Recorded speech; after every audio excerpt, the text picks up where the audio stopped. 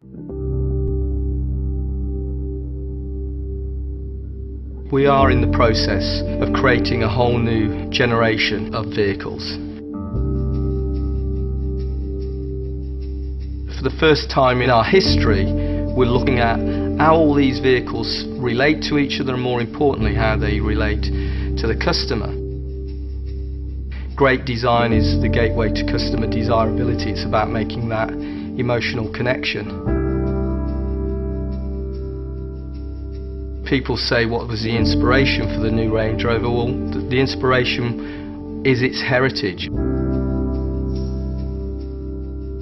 And when you look at that original vehicle and look at the vehicle we have today, that lineage is clear.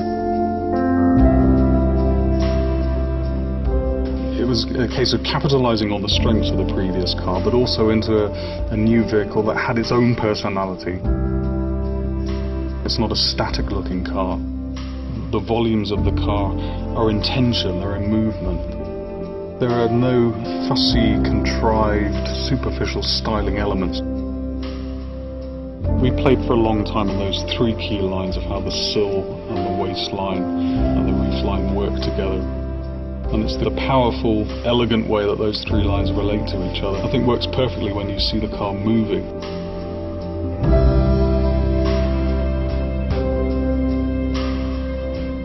When you go to the interior, you open the door and you look into it. It is unmistakably a Range Rover. Those classic elements are there, the strong horizontal emphasis of the main fascia moulding intersected by this vertical console. There's far less switches than the current vehicle. You soon start to see that this is a true luxury experience. The new Range Rover's leather is sourced from a company called Bridge of Wear in Scotland. They're the only leather supplier in the world that produces low carbon leather. We have semi-aniline leather on our seats, very soft, very supple to hand. Veneering is a very traditional process. All of our wood is from sustainable forests. We still have traditional craftsmen that have been doing the job all of their lives. But we're using that now in combination with new processes.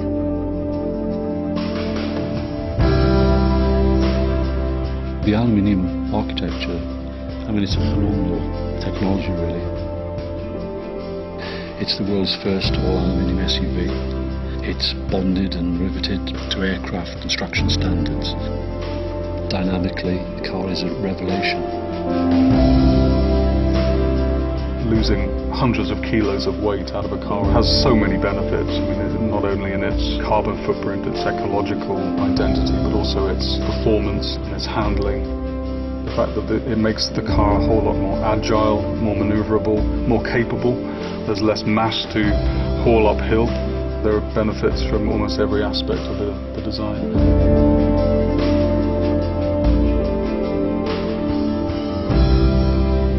The aluminium then inspired us further in terms of visually lightening the interior design of the car. The panoramic roof is going to flood the interior with light, enhancing the feeling of cleanliness of the interior. I'm really pleased with the way that the design has evolved but still maintained that very clear Range Rover-ness. That's the best bit, I think.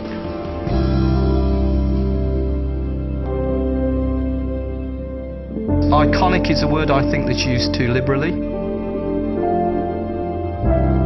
But Range Rover is worthy of iconic status. The best has just got better.